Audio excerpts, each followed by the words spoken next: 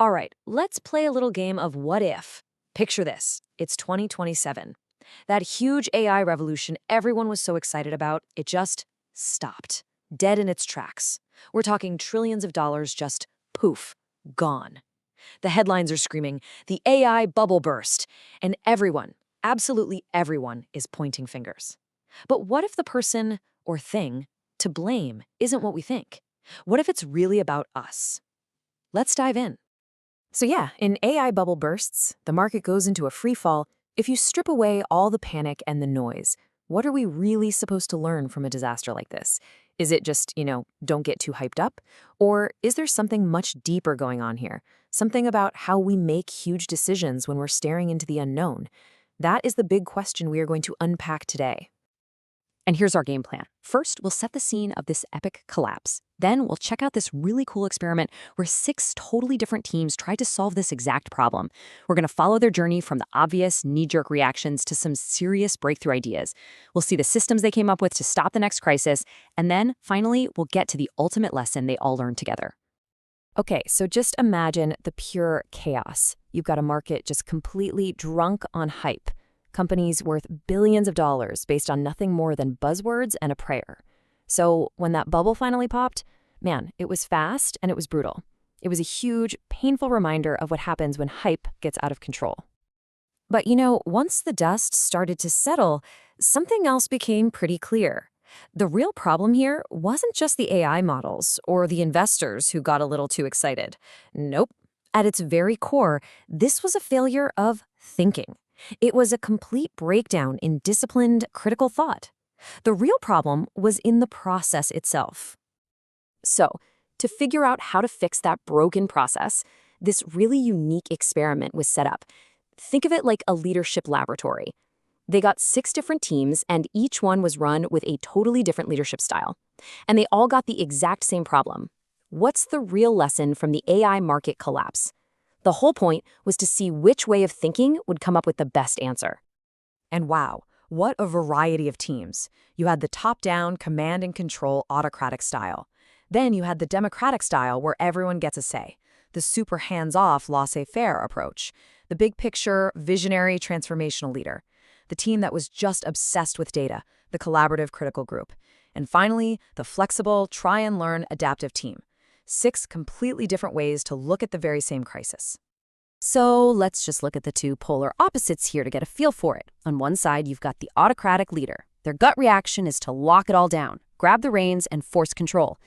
But on the other end of the spectrum, you have the laissez-faire leader, who basically says, hey, let's step back and trust the system to fix itself. Both are legitimate strategies, right? But as we're about to see, neither one had the whole picture. Now, at first, all the teams came up with pretty much what you'd expect. They zeroed in on the immediate problem, the bubble. Their first answers were all about reacting, stopping the bleeding and figuring out who to blame. But the real magic, the breakthroughs, happened when they started to dig a lot deeper. Just listen to this initial reaction from the autocratic team leader. It's direct, it's decisive, it's all about control. Stop spending, demand proof, fix the problem now. It's that classic blame and freeze response. Sure, it deals with the symptom, but does it really get to the cause? And that's exactly where the thinking started to shift. It's like a light bulb went on for all of them, from the democratic team to the adaptive one. They started to realize that the AI bubble, as huge and dramatic as it was, didn't just happen in a vacuum. It wasn't the only bad guy in this story. Turns out, the AI hype was more like the match that lit a much bigger fire. The whole market was already super vulnerable because of a ton of other issues. Inflation, rising interest rates, shaky supply chains, global instability. The crazy speculation around AI just poured gasoline on all these existing problems and pushed a fragile system right over the cliff. This big shift in thinking, it's a perfect example of what we call root cause analysis. The teams stopped just trying to put a band-aid on the symptom, the bubble bursting, and they started to diagnose the actual disease, all those underlying conditions that let the bubble grow in the first place. Honestly, this was the most critical turning point in the entire experiment. So once they understood the real problem, the whole conversation changed. It went from reactive fixes to proactive solutions. The question wasn't, how do we stop this from happening again anymore? It became, how do we build a system that's strong enough to handle the next wave of hype, no matter what it is? And one of the most powerful tools they came up with was this thing called the stage gate process. It's a brilliant framework for managing new ideas when you're not sure what's going to happen. Instead of making one giant risky bet, you break the process down into stages. And at each gate, you stop, you look at the evidence, and you make a hard call. Do we keep going? Do we change direction? Or do we pull the plug? It forces you to be disciplined and to actually learn before you go big. And this wasn't just about new processes. It was about building a whole culture of critical thinking. The teams put together this amazing toolkit of mental models.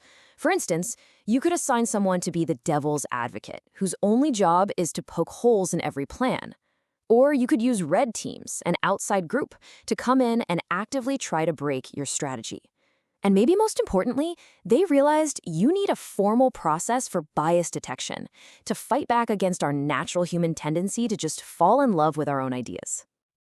So you've got 6 different teams, 6 different ways of leading, all wrestling with this massive, complex problem. What was the final answer? Which team actually won? Well, it turns out the conclusion they all reached together was way more powerful than anything a single team came up with on its own. And that's the key. The best answer wasn't some simple sentence or a quick fix. It wasn't the autocratic team's top-down order or the laissez-faire team's hands-off philosophy. All those initial ideas, they were just parts of the puzzle. The real solution was something much bigger. It was an integrated framework, a brand new way of thinking that basically took the smartest insights from all 6 teams and blended them together into one super powerful system for how to innovate responsibly. And here it is, the whole shebang. It starts with a simple rule. Admit that complex stuff rarely has one simple cause. From there, you have to push past the symptoms to find that true root cause. Then you have to build in strong risk management, like that stage gate thing we talked about. You've got to actively fight our own biases with tools like the devil's advocate. You have to make sure everyone knows who's accountable for what. And finally, you have to build a culture where learning and trying new things is just what you do. This wasn't one team's answer. This was the collective wisdom of everyone involved. Which kind of brings us to our final big thought here. This whole experiment proved that no single person, no single leadership style had the perfect answer right out of the gate. The best solution only came to light through a messy process of debate and challenge and putting ideas together. So it leaves us with a pretty powerful question. In a world full of ridiculously complex problems, maybe the most important thing isn't already having the right answer, but having the right process for finding it.